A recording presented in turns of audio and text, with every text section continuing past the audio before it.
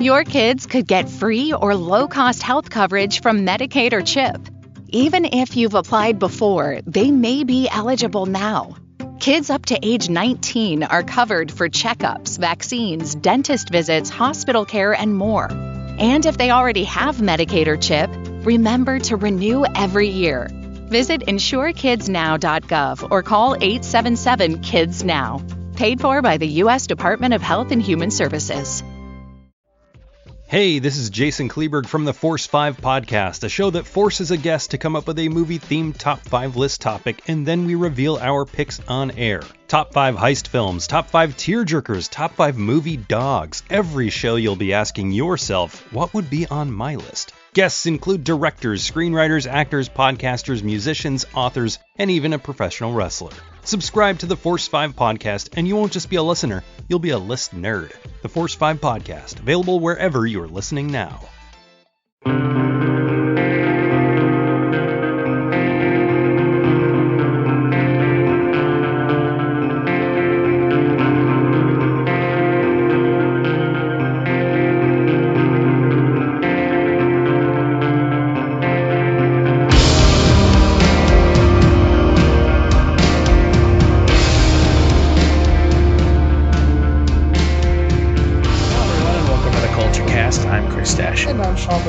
Today we're going to be talking about one of the films that should have been nominated for more Oscars, but wasn't. Creed from 2015.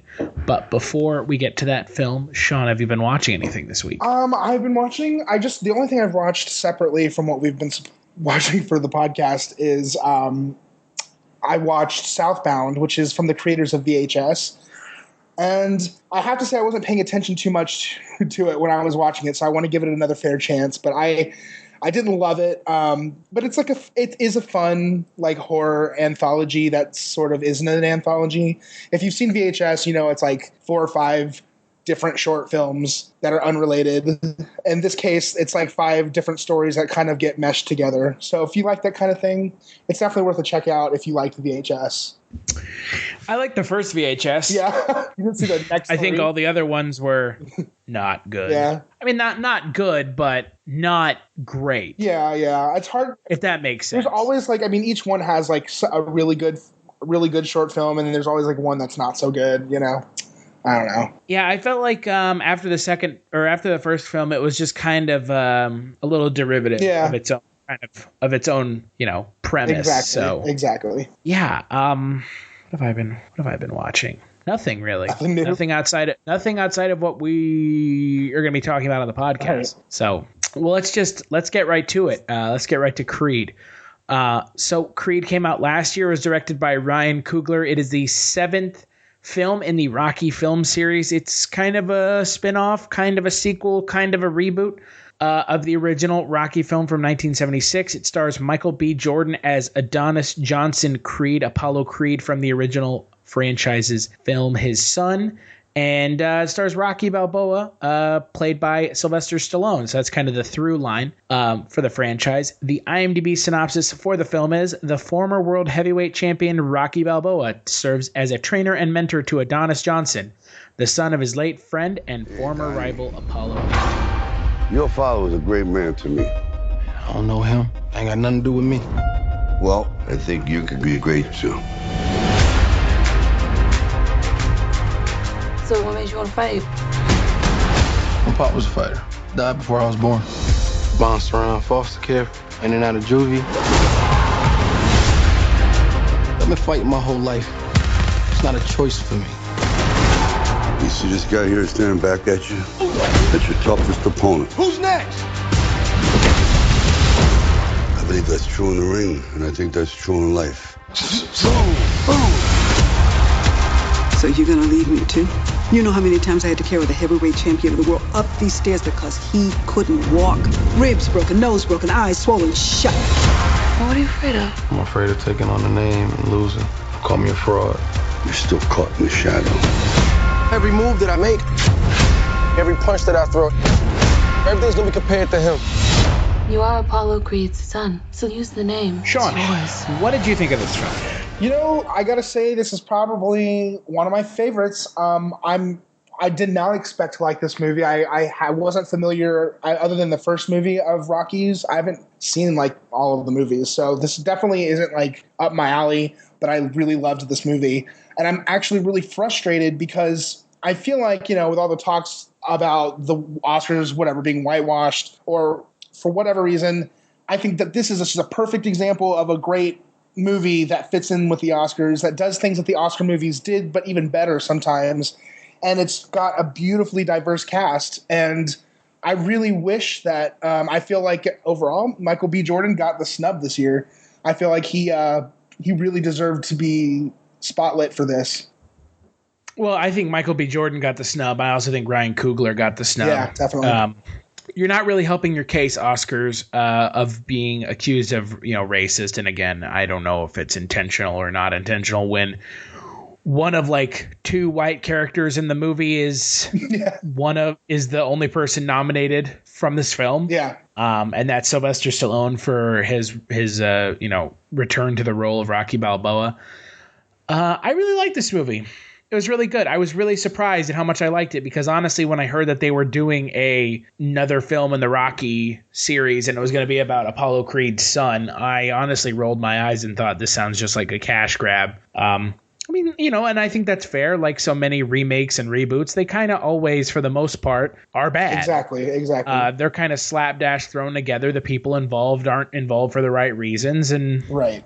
Yeah, a lot of times, like you said, like it seems like they think they know the formula, so they just throw it down really quick and hope to make a big return, but they don't really care about, you know, the cogs that are involved. And I think that this time they paid attention to the story, they paid attention to the actors. And it's a very well fleshed out, fresh take on the original. It's really good.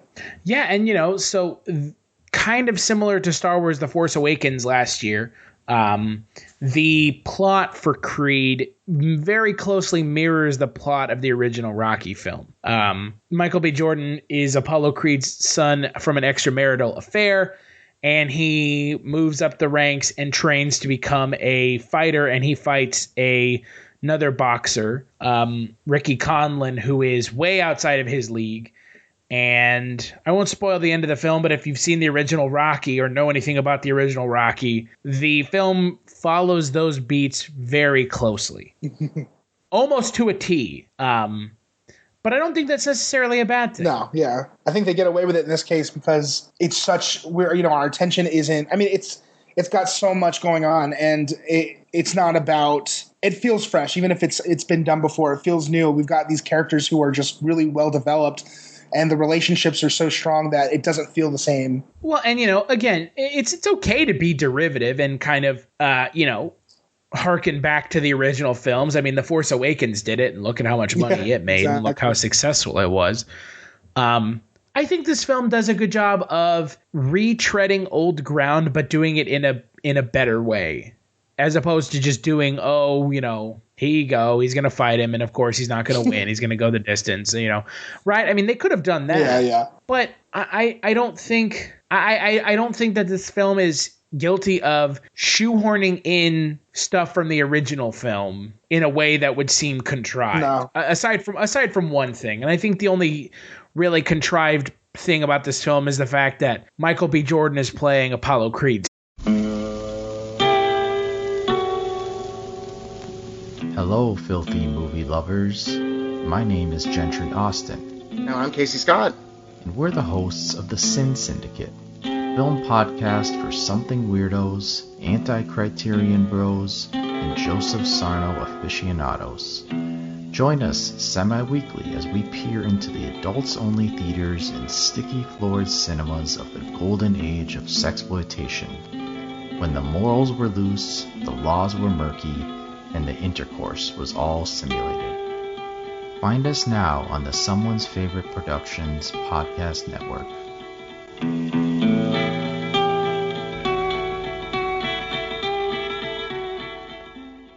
Son. Yeah.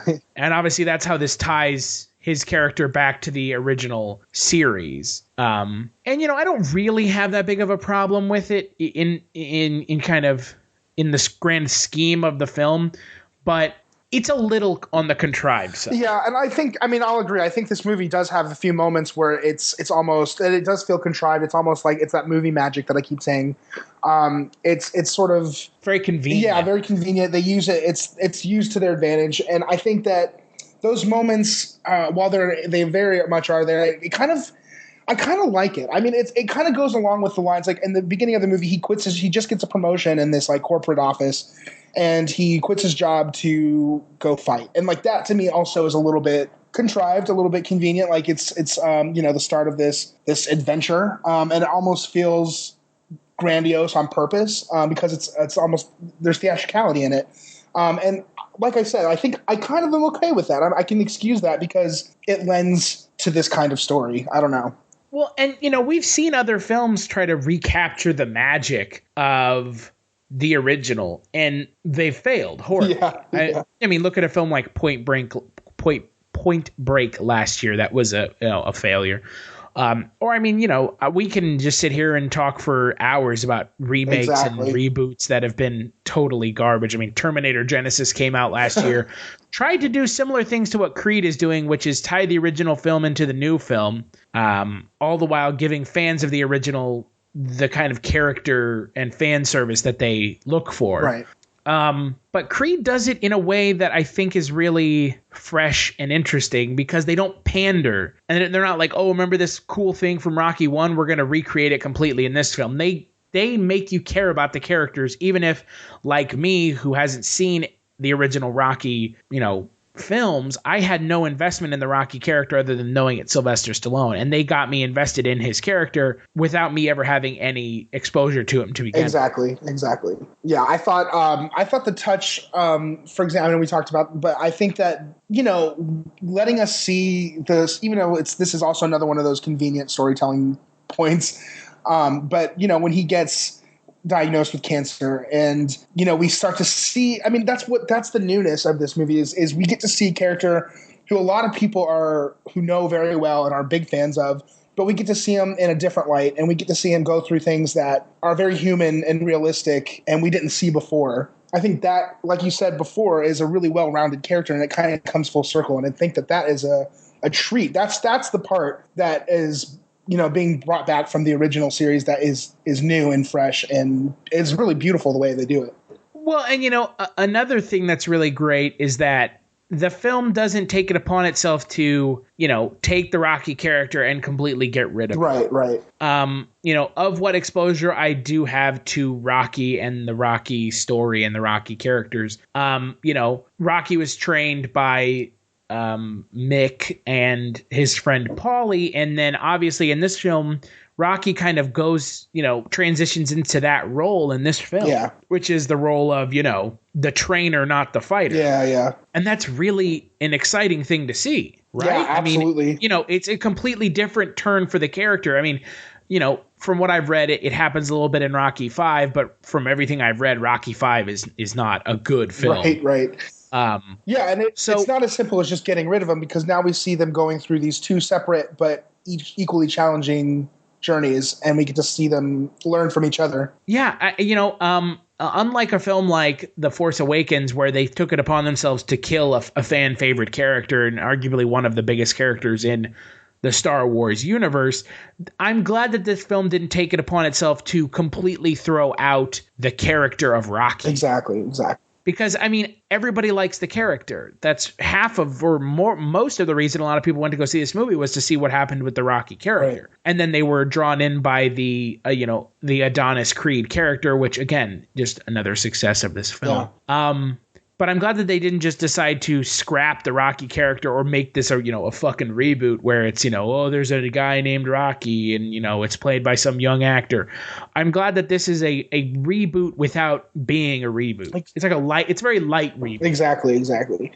Yeah, I see that happen in movies a lot of times where they have like fresh characters, new faces, but then they still sort of expend energy and effort on this character we already know about, and then it just becomes another sequel, or thing we've already seen before. So I'm glad that doesn't happen here. It's not just about that. Yeah, it's again, I think the biggest success of this film is getting you invested in these characters again, for some people with Rocky, or for the first time with the character of Adonis Johnson, played by Michael B. Jordan, and his girlfriend Bianca, played by Tessa Thompson. I mean, this film, unlike almost all reboots that I've seen, actually does a really great job of building these characters into believable human beings, as opposed to just, paper thin characters. Yeah, no, I think they're really well fleshed out. And I think that's a credit to the actors and the director, you know what I mean?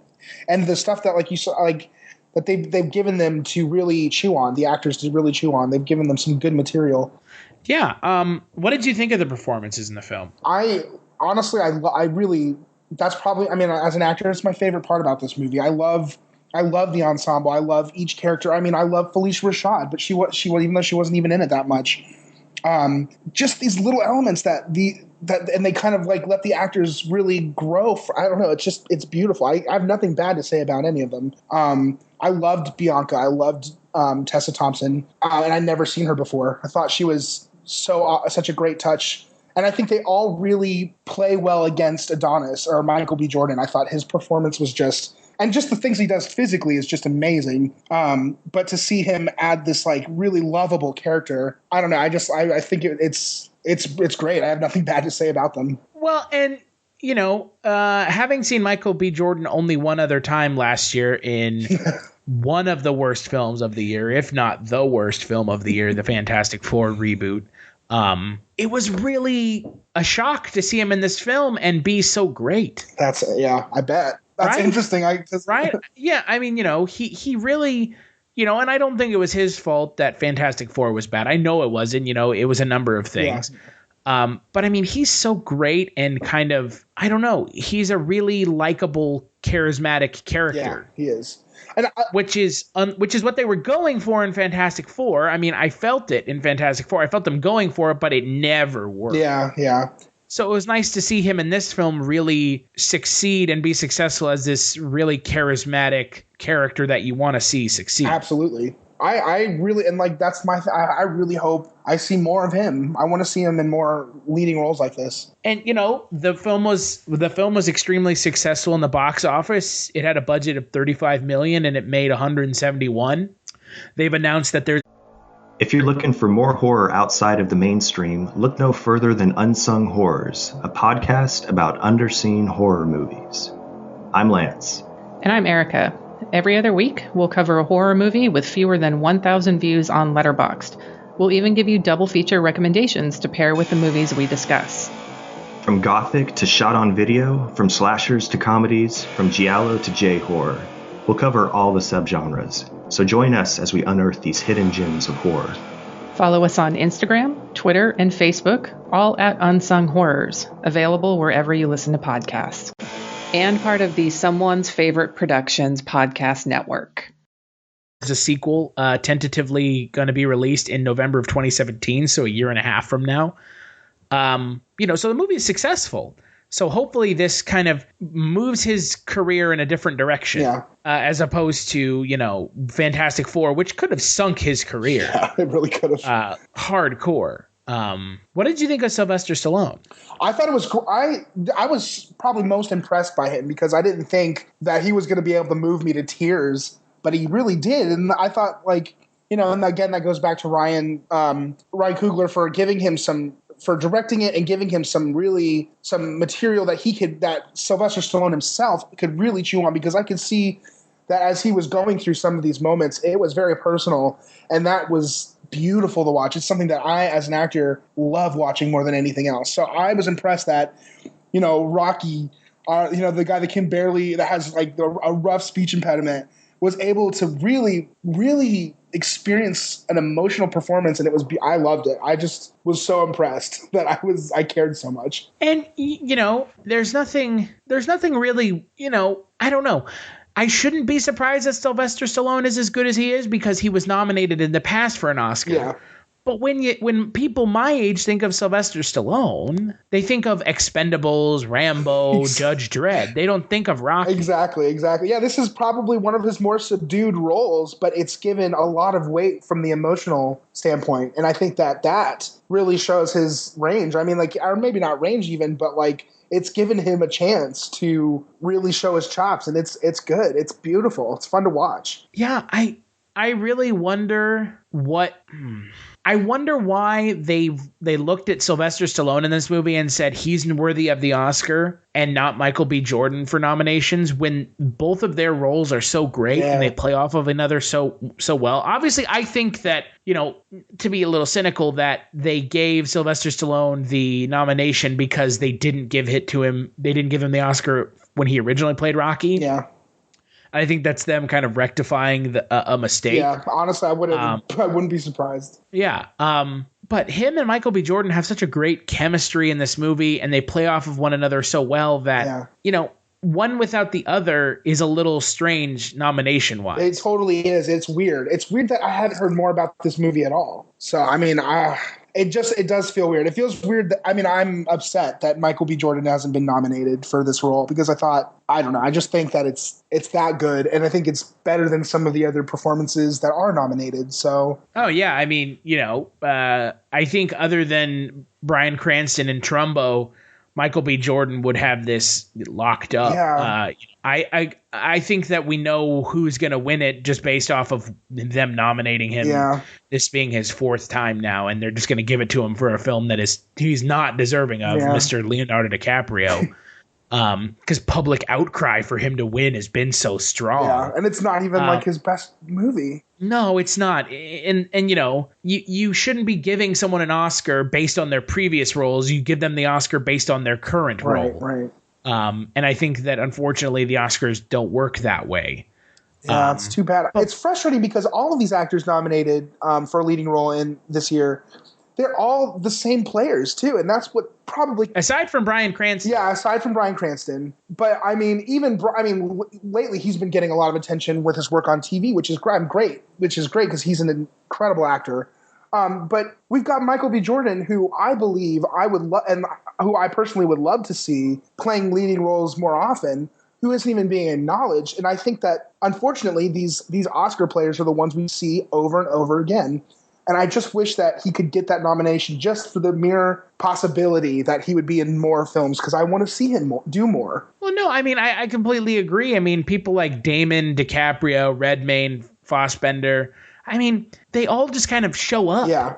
You just expect then you have actresses like Jennifer Lawrence or Cate Blanchett who just show up all the time. Exactly. Or even in the supporting, you have Tom Hardy, Mark Ruffalo, Christian Bale. I mean, they're around. Yeah. They're always on the, they're always in the running for something. Exactly. And, you need, and this kind of goes into this, hashtag Oscars so white, and, is the Oscar, is the Academy racist, and that kind of really ridiculous argument, because I don't think it solves anything. No, well, I mean, they've said by 2020 they're going to have a more diverse Academy with more women and minorities, but I mean, that's inherently racist that you assume that women and minorities are going to pick more diverse people for nominations. I mean, that's kind of racist. Exactly. It's sad to think that they couldn't do that without them.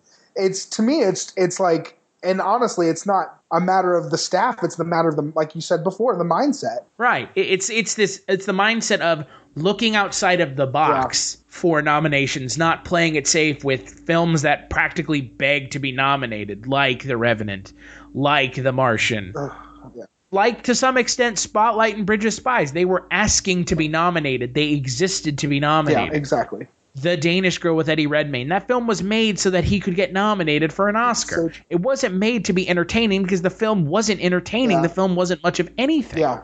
Exactly. So it's this mindset of let's take some chances on some films, and they did it this year, in quotations, with Mad Max, and I don't really think they took a chance with Mad Max. I think they did this, and we talked about this when we did our Mad Max podcast.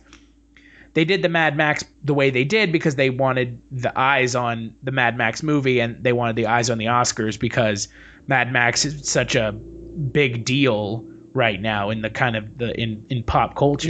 Yeah. But not nominating Ryan Coogler, not nominating Michael B. Jordan. Come on. I mean, that was right there for them, and it would have been a stretch. Exactly. It's not a stretch. Exactly. It's not a stretch at all. And that's the thing that just blows my mind. It's like, it was right there for them. It could have been such an easy pick for them, and they would, receive, I don't know, like, if someone was, I don't know, it's just it's a simple solution right there, and to me, it's more than deserving. Yeah, it's this Oscars so white bullshit is just dumb. It's Oscars so narrow-minded. Exactly. Be it on race or kind of movie getting nominated. Absolutely. Horror movies never get nominated. People in horror movies never get nominated. Action movies rarely get nominated. Comedies never get nominated. Mm-hmm. It's Oscars so narrow-minded, exactly. Not Oscars so white. Exactly. The way that the Oscar and the Academy thinks is so just set in stone that, what's to say a more diverse group of people coming in won't just do what they've been doing already. Right. Then they can just blame them for it. Well, we hired them. And then what do you whose head do you call for then? Exactly. So so what did you think of the in-ring action that they had in the film? I'm glad that we were talking about this, because I thought, with movies like The Revenant getting a lot of attention for its visceral, violent scenes, I think that this movie was more cringeworthy for me than the bear scene in The Revenant, because it looked so real, and you've got real boxers in the ring, and Michael B. Jordan was trained for. I mean, I don't want to say anything without giving too much away, but it is brutal, and I truly was. I mean, that really was effective work. I don't know. Well, and Michael B. Jordan has said that. I mean, he was doing all the training for the film. He was bloodied and bruised and dizzied at the end of every time they were shooting any of the in-ring stuff. Yeah, and you have to applaud that. Absolutely. I think because that totally informs the scenes where he isn't fighting. It gives it such a more rich performance, and I think that's obvious in this case. And that to me is really, again, just going back to him being completely forgotten. Yeah. It's like, holy shit, this guy's on top of he's sitting and doing his own in-ring boxing. Right. With real boxers. I mean, the gentleman who plays Ricky Conlon in the film is Tony Bellew. He's an actual boxer. Yeah, he's intense, man. I don't understand this huge disconnect here. Right. So the in-ring action's really great. It is. It's riveting, and I never thought, I'm not a person who watches fighting at all, but this was captivating. Yeah, I really liked it, and I really wish that they had, I don't know. I wish that the Academy and everyone had looked at this film and said, "Hey, look at all this craziness that they're doing," right? And not just felt like, they're just, this is just kind of run of the mill stuff. Because a lot of the in-ring stuff is really great. Yeah, it really is. Yeah, I really enjoyed it, and I really have to applaud Michael B. Jordan for putting himself in the position to actually get into the ring and do this stuff for real. Yeah, for real. Yeah, for real. Well, before we wrap this up, Sean, what do you think Sylvester Stallone's chances are winning the Academy Award for Supporting Actor?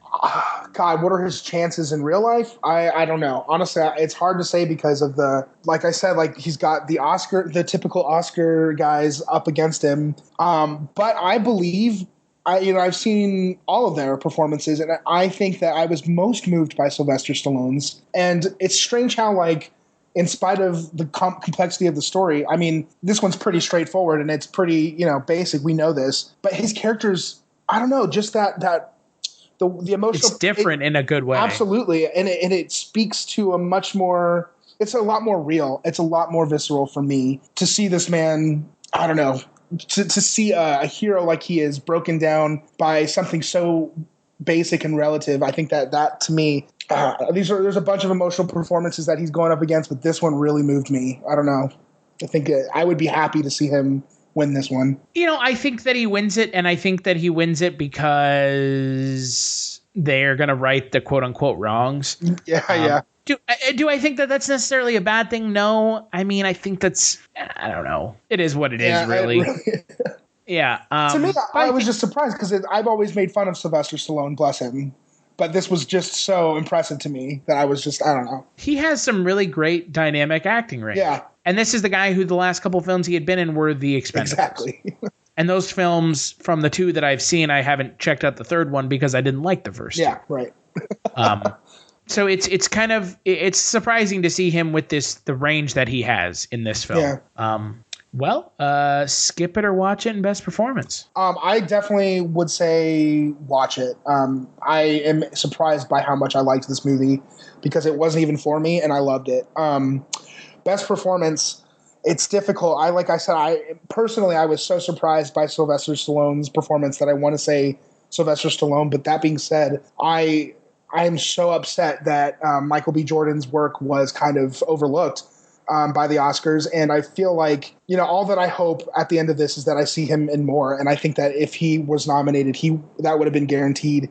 Even without the nomination, I hope that I see much more of him because he's great. He's so great. Yeah. For me, it's a total watch. It's really was the most surprising film that I saw coming out of last year. Mm-hmm. I did not expect to like it, and I really have enjoyed it. It's a good film. There's clearly a call for more. There's a sequel in the works. Hopefully Ryan Coogler comes back. Michael B. Jordan, I would assume, is coming back as well. I hope Sylvester Stallone comes back too, because you picked Michael B. Jordan. I have to give props to Sylvester Stallone. I think that he knocked it out of the park in this film. Mm-hmm. With really what I would have going into it, I had low expectations for his role in the film. Yeah. What do you think the film has on Rotten Tomatoes? My guess was 93 because I think it's good. 94%. Nice. Creed brings the Rocky franchise off the mat for a surprisingly effective seventh round that extends the boxer's saga in interesting new directions while staying true to its classic predecessor's roots. Yeah. Yeah, it's pretty. It's exactly what it is. I mean, pretty much nail on the head there. Before I talk about next month's theme and what we're going to be talking about next Thursday, anything you want to plug, Sean? Not a whole lot, but I do have a review on The Witch up on the screening room, my first review ever for you guys, and I enjoyed that movie, so I hope that you like that. But as usual, you can follow me on Twitter. I'm Shonifer, and on Facebook, I'm Sean Liang. And you can follow me on Twitter at Culture Stashed. And if you like what you've been hearing, check us out on Stitcher and iTunes. Just search CultureCast. Give us a favorable review on iTunes as well. We have over 100 episodes of the CultureCast in the backlog. Next month, we're going to be talking about mockumentaries, not documentaries. And on Thursday, we're going to kick it off with The Legend of Boggy Creek. It's a mockumentary about Bigfoot. I've never seen it, so I'm really excited. I like Bigfoot. So. I'm so glad we're watching that. I stumbled upon that randomly years ago, so I'm excited to bring that up. I'm really excited to watch it. We are going to be taking a break from the CultureCast next Monday to kind of let Oscar season die down. We'll talk about the Oscars a little bit on next Thursday's podcast after kind of the dust has settled. And also I'll be in LA hanging out with Sean, so we won't have a whole lot of time to record. Woo! Yeah. So yeah, make sure to check out next Thursday's podcast.